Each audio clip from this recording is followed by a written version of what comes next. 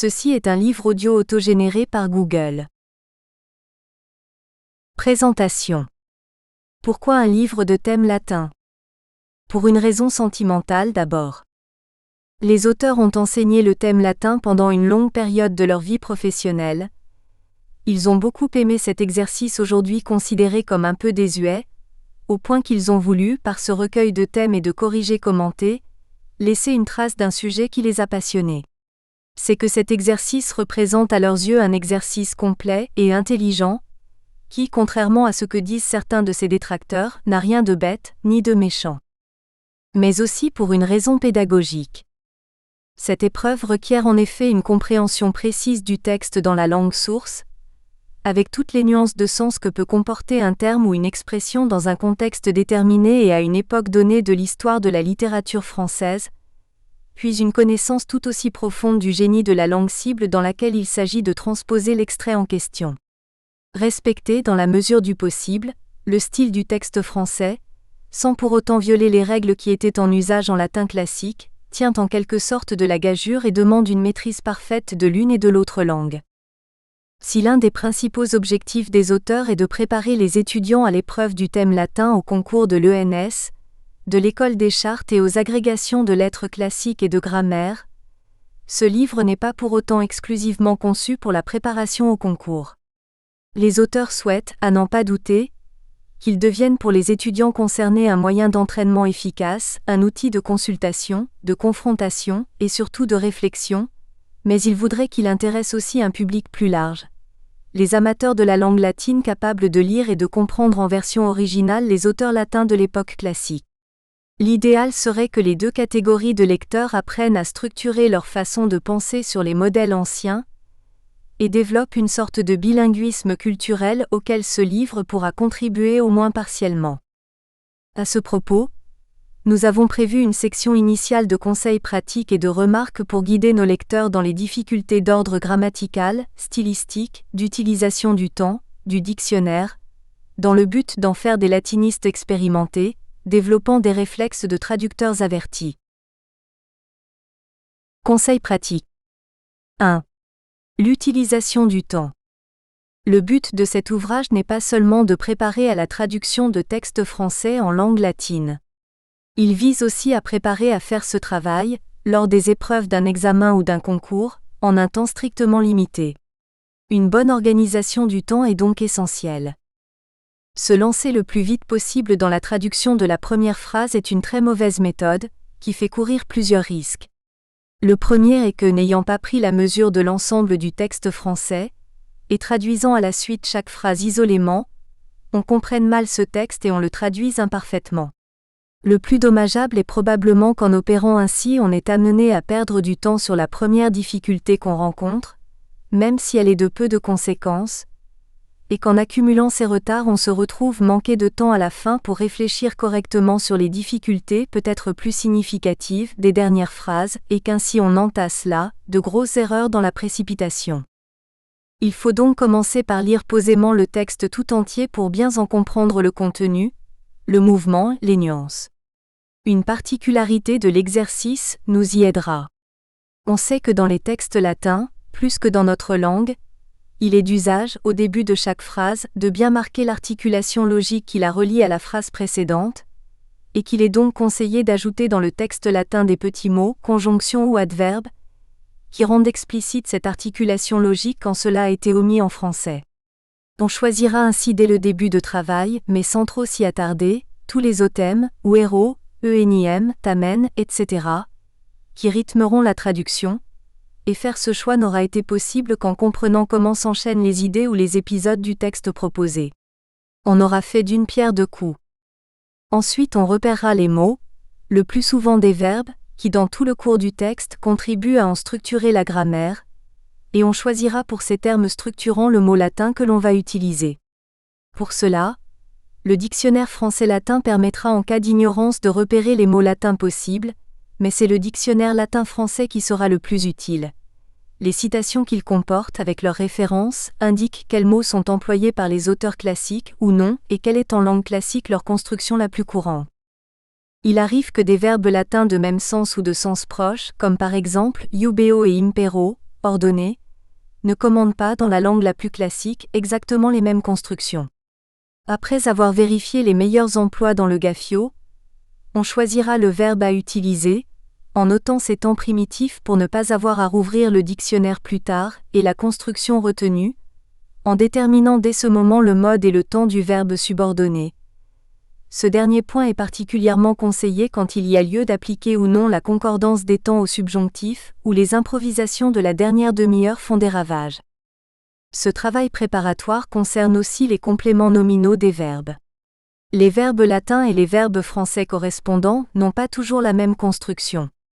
C'est ainsi qu'en français on épargne quelqu'un ou quelque chose, complément d'objet direct, tandis qu'en latin parco exige le datif et l'accusatif est un solécisme.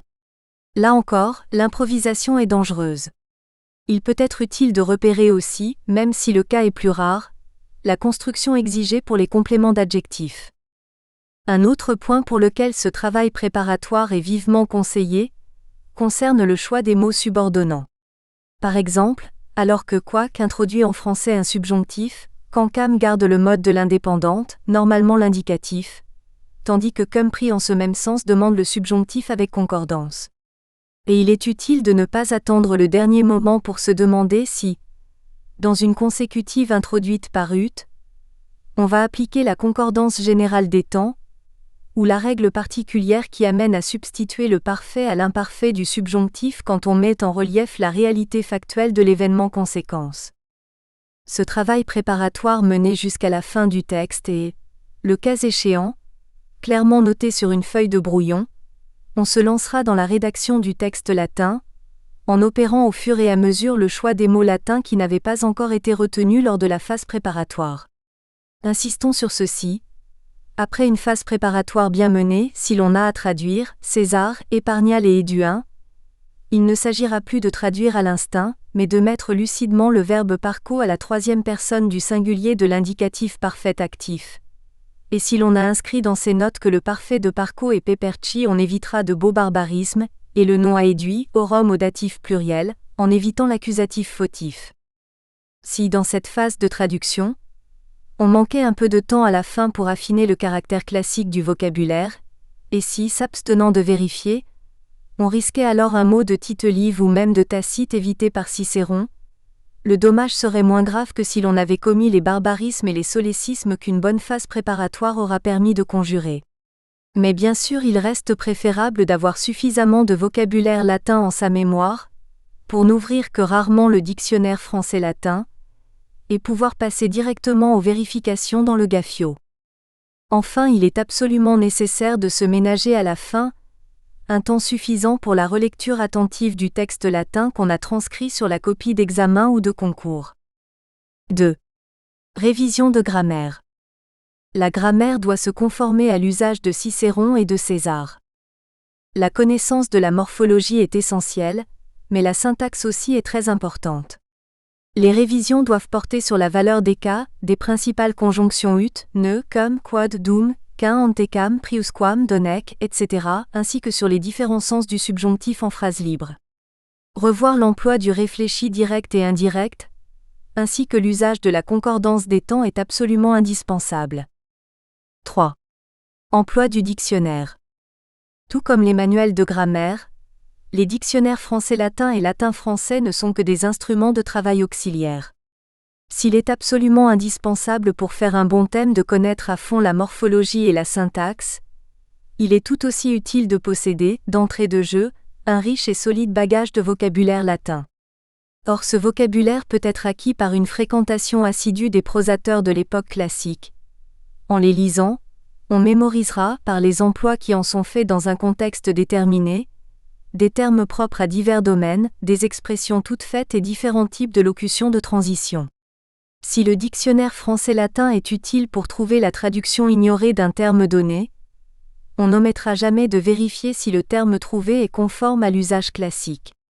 Le moyen le plus sûr est de revérifier le terme repéré dans le dictionnaire latin-français, pour voir s'il ne s'agit pas d'un apax, d'un emploi poétique ou d'un terme qui n'est attesté qu'à époque tardive. Pour un terme français qui ne possède pas de correspondant direct en latin, il est recommandé de recourir à une périphrase. S'il s'agit d'un terme technique, il est toutefois possible de puiser dans le lexique des Artes, traités de grammaire, d'architecture, de médecine, d'astronomie, etc. S'il est permis d'employer occasionnellement un terme grec, il faut veiller à ce qu'il soit correctement accentué et s'insère d'une façon adéquate dans le contexte. Pour un terme qui est employé dans le texte français à plusieurs reprises avec le même sens, on tâchera de trouver un correspondant latin à sens identique qu'on pourra répéter aussi plusieurs fois.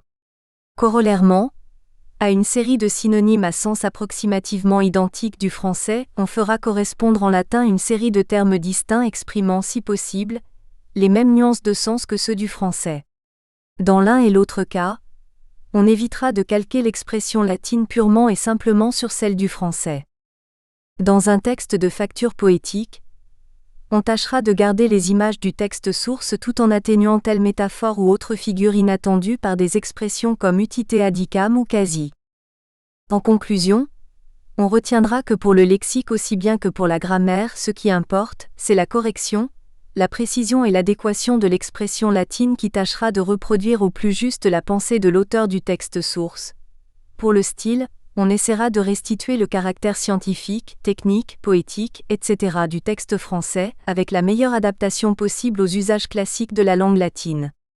Ainsi défini, l'art du thème consiste en bref, à trouver les termes et la syntaxe juste qui permettront d'altérer et de trahir le moins possible l'intention de l'auteur d'origine et le rythme de son texte. Remarque. 1. Traduction du titre. Si le texte français comporte un titre, celui-ci doit, sauf indication contraire, être transposé en latin. On distingue entre plusieurs possibilités de traduction. 1.1. De plus ablatif et surtout de mise pour un texte théorique traitant un sujet abstrait, par exemple de caractère philosophique ou technique. Confère les titres de certains ouvrages littéraires classiques et non classiques, Cato de Are Cultura, KS. De Analogia, de Bello Hispaniensi, CIC. De Amicitia, de Divination, Sen de Ira. On l'emploie plus rarement pour des faits divers ou des épisodes anecdotiques. Le rapt des jeunes filles Sabines, de Raptis Virginibus Sabini, les travaux d'Hercule, de Herculis Laboribus. 1.2. On emploie une proposition complétive pour transposer une proposition indépendante du français. A. Une proposition infinitive, ACI pour transposer une déclarative, de forme affirmative ou négative. Il est humain de se tromper, plus grand que errare humanum est. Aucun homme n'est immortel, plus grand que nulum hominem non moriturum est. B. Une interrogative indirecte au subjonctif présent parfait ou en urus sim pour introduire un texte qui apporte la réponse à une question ou dont le contenu peut être résumé sous forme d'une interrogation. Qu'est-ce qui compte le plus dans la vie humaine ? Plus grand que, je dirais ce qui compte le plus dans la vie humaine. Quid inuita humana precipium sit. Le rapt des jeunes filles Sabines, plus grand que, je raconterai comment les jeunes filles Sabines ont été enlevées. Commodo urgin Sabine raptesint. Des difficultés d'apprendre la langue latine, plus grand que, j'expliquerai pourquoi il est difficile d'apprendre la langue latine. Quer difficile sit linguam latinam disser. On sous-entend dans ces deux cas de figure un verbe introducteur au présent futur du type de dico dicam, ostendo ostendam, etc. Et on applique la concordance dite du présent tout en veillant à bien exprimer le rapport de simultanéité, infinitif ou subjonctif présent, d'antériorité, infinitif ou subjonctif parfait, ou de postériorité, si possible, infinitif futur ou subjonctif en urus sim, par rapport précisément au verbe introducteur sous-entendu. 1.3. Occasionnellement, on utilise le nominatif, par exemple pour désigner le protagoniste d'une pièce de théâtre, d'un traité, d'un dialogue, d'une anecdote, etc. Confère. Plo. Amphitruo, Miles Gloriosus, ter. Adelphoi, Sen, Hercule Zeteus, CIC. Brutus, Cato Maior, Laelius, etc. Ainsi que pour dénoter le genre littéraire dont relève un texte, in severem oration, Ciceronis Adaticum Epistula, Commentari Belli Gallici, etc. On dira de même, ab verbe condita libri. Épitome ou épitoma abrégé, periocha sommaire, fragmentum fragment, poetaequius dam opera. 2. Ordre des mots. En latin, l'ordre des mots est relativement libre mais non indifférent. Aussi faut-il faire la distinction entre un ordre des mots neutres ou non marqués et un ordre des mots expressifs ou marqués. Dans un ordre des mots non marqués, le latin a tendance à placer le sujet vers le début de la phrase, le verbe à la fin, c'est l'ordre SOV, sujet objet S, verbe. Dans les groupes de mots, le déterminant précède normalement le déterminé. Ainsi, l'adjectif qualificatif ou le génitif se place usuellement devant le nom. Le soldat courageux, Fortis Miles, le roi de la Macédoine Alexandre, Alexander Macedonum Rex, et l'adverbe devant le verbe, ils se battirent hardiment, Fortiter Puniaweren. Cependant les adjectifs déterminatifs, les adjectifs possessifs, il emphatique et quidam suivent d'ordinaire le nom. Un soldat romain, Miles Romanus, mon frère, frater me, le fameux Socrate, Socratile, une certaine femme, Mulier Caedam. Dans un ordre des mots expressifs ou marqués, on peut focaliser un mot ou un groupe de mots en les mettant à une place inusitée. Ainsi, on peut souligner le verbe en le mettant en tête de phrase, Vici César Gallo, l'adjectif qualificatif en le mettant après le nom, Opus egregium, l'adjectif possessif en le mettant avant le nom, Tucoc mi fili. D'une façon générale, la place initiale et la place finale d'une phrase ou proposition sont indiquées pour focaliser un mot ou groupe de mots qui n'y a pas sa place habituelle. Galli comme Romani Puniaweren Fortiter. Le latin ne connaissant pas la construction clivée, c'est X qui est mon ami, c'est I que j'ai vu, on focalisera le mot ainsi mis en exergue en français par un ordre particulier des constituants en latin. Par exemple, c'est la concorde qui permet de sauver les États, ou bien ce n'est que la concorde qui, una res chutets conserua concordia. Cela dit, certains mots ont une place plus ou moins fixe dans la phrase. Si la plupart des conjonctions de coordination, sed, at, werom, nam, itac, se placent en tête de la proposition, les conjonctions autem, enim, quidem, coq, ou héros, ce dernier au sens de mais, n'occupe jamais cette première place, il s'emploie toujours après un autre mot. Autem, enim, ou héros occupe en principe la seconde position. Au cas où ils suivent un groupe insécable, par exemple un groupe prépositionnel constitué d'une préposition monosyllabique plus nom ou groupe nominal, ils occupent la troisième position, ingalia autem. Abeila uero punia, ciceronis enim uia. Il existe d'autres exceptions pour lesquelles on se reportera à un manuel de grammaire. Le relatif de liaison se place en règle générale en tête de phrase, quod cum ite acit. On se rappellera qu'après un relatif de liaison, seuls quidem ou tamen peuvent être employés. Ceci se place en seconde position après le relatif, quo quidem nuncam uidei. Si le relatif de liaison fait partie d'un groupe prépositionnel, la préposition suit d'ordinaire le relatif, qua de causa, qua in urbe. En présence de tamen ou quidem, on dira, quo tamen in genere. En l'absence d'un nom, on trouve toutefois, ex quo tamen fi il s'ensuit, avec le relatif placé après la préposition. 3. Changement des catégories de mots. Il faut parfois changer la catégorie ou classe grammaticale des éléments que l'on traduira. Par exemple, les Romains avaient une grande puissance, Romani plurimum potran. Tu ne connais pas la vérité factuelle, quid actum sit prorsos ignora. On doit être très prudent lorsqu'il s'agit de telles choses, talibus in rebus cunctation mania, ou cunctation asemora, opus et. Il était le plus grand parmi ses concitoyens, inter suos facili mainbat, on sait que, famae, etc. On remplace souvent un nom, surtout abstrait, voire ci-dessous, par un verbe, voire toute une proposition, ou encore un adverbe par un adjectif. Après l'incendie de Rome, post Romam incensam, postquam Roma incensae. Tu es arrivé à point, opportune, opportunus advenisti.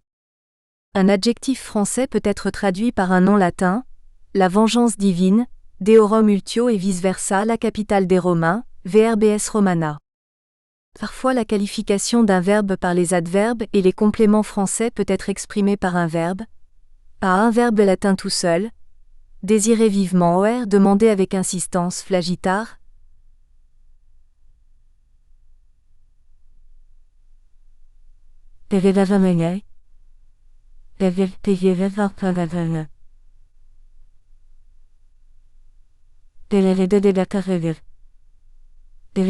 Enatar, se frayer un passage avec peine, eluctari, etc. 4. Singulier pluriel. Parfois le latin emploie un pluriel pour traduire un singulier français. C'est notamment le cas pour les parties du corps dans le cas d'une pluralité de possesseurs. Les ennemis tournèrent le dos, ost terga verterunt, que les jeunes gens exercent leur corps, iuen corpora exerceant, un Dieu qui doit protéger la vie des hommes, Deus qui hominum vita tuatur. 5. Concret abstrait. Normalement en latin on évite, excepté les expressions employées par les auteurs, les phrases trop abstraites. Ce sont différents jugements qu'on a fait à propos d'Alcibiade. Alité de Alcibiade ali existima verunt senserunt. L'essentiel de l'éloquence est nihil et indicendo maius quam. Si en français le sujet est un abstrait, le latin préfère la construction passive, la terreur m'empêchait de parler, terror ne locreur impedibar. 6. Négation. Une phrase affirmative en français peut se rendre en latin par une double négation, préalablement attestée chez les auteurs, tout le monde sait, nemo ignora. Je l'admets, nihil repugno. Il y a eu même des gens qui, nec defuerunt qui. Il en est de même pour la litote, parfois aussi avec valeur d'atténuation, de renforcement etc. Une preuve d'une certaine force, argumentum aut spernandum, à bon droit, non témère, non ignoria, nom d'esprit, uier non infacetus, bien volontiers non inuitus, c'est sûr que, non dubito qu'un. 7. Vox media. Afin d'éviter des équivoques, il faudra la qualifier normalement par un adjectif, un moment favorable, défavorable, tempesta secunda, adversa. Il en va souvent de même par exemple, de iueltudo au sens de état de santé, de spes au sens de attente ou de fortuna au sens de sort, sic, fortuna prospera bonheur, fortuna adversa malheur. 8. Juxtaposition, coordination, subordination. Comme le latin aime les textes bien structurés et charpentés, il préfère d'une façon générale subordonner et coordonner plutôt que juxtaposer. On peut donc être amené à faire de deux propositions juxtaposées en français, une seule phrase complexe en latin. Soit deux phrases juxtaposées du type de « Les Romains combattirent avec beaucoup de courage ». Rien d'étonnant que les Gaulois se soient enfuis rapidement. Au lieu de deux phrases indépendantes, Gallimania virtut pugna verunt. Itac mirum non egalo celeraiter fugis. On peut utiliser à une phrase complexe avec hypotaxe. Romani tanta virtut pugna verunt ut mirum non sit gallo celeraiter fugis. Comme Romani mania virtut pugnard, mirum non egalo celeraiter fugis. B. Une phrase complexe avec deux propositions coordonnées. Romani mania virtut pugna verunt nec mirum egalo celeraiter fugis. On veillera toutefois à ne pas trop altérer le mouvement et le rythme du texte français. Il serait de mauvaise méthode de transposer un texte français rédigé en un style nerveux et morcelé en un texte latin de style périodique. La règle est d'adapter le plus près possible le style et le ton du texte latin à celui du texte français. Première section, pour débutants et concours, c'est Baudelot, Monsieur Poirier. Un mensonge des présages. Pour récompense, Ésope lui demanda la liberté. Xanthos la lui refusa, et dit que le temps de l'affranchir n'était pas encore venu. Si toutefois les dieux l'ordonnaient ainsi, il y consentait, partant qu'il prit garde au premier présage qu'il aurait étant sorti du logis. S'il était heureux et que par exemple, deux corneilles se présentassent à sa vue, la liberté lui serait donnée, s'il n'en voyait qu'une, qu'il ne se lassât point d'être esclave. Ésope sortit aussitôt. Son maître était logé à l'écart, et apparemment vers un lieu couvert de grands arbres. À peine notre Phrygien fut hors qu'il aperçut deux corneilles qui s'abattirent sur le plus haut. Il alla avertir son maître, qui voulut voir lui-même s'il disait vrai. Tandis que Xanthos venait, l'une des corneilles s'envola. « Me tromperas-tu toujours, dit-il à Ésope, qu'on lui donne les étrivières. » L'ordre fut exécuté. Pendant le supplice du pauvre Ésope, on vint inviter Xanthos à un repas. Il promit qu'il s'y trouverait. Hélas, s'écria Ésope, les présages sont bien menteurs. Moi qui ai vu deux corneilles je suis battu, mon maître qui n'en a vu qu'une est prié de noces. Ce mot plut tellement à Xanthos qu'il commanda qu'on cessât de fouetter Ésope. Mais quant à la liberté, il ne pouvait se résoudre à la lui donner, encore qu'il la lui promit en diverses occasions. La Fontaine, Vie d'Ésope le Phrygien. École des Chartes, Paris 1974, 3 heures. En préface à ces fables, dont le sujet est souvent tiré des fables grecques d'Ésope, La Fontaine a mis une vie d'Ésope le Phrygien. Il y raconte qu'Ésope aurait été esclave d'un certain Xanthos, et qu'il aurait un jour par son astuce tiré son maître d'un fort mauvais pas, un pari stupide un soir d'ivresse. Le texte à traduire enchaîne sur cet épisode. Sauf mention contraire explicite, le titre doit être traduit, même lorsque c'est le cas ici il a été ajouté et n'est pas de l'auteur lui-même.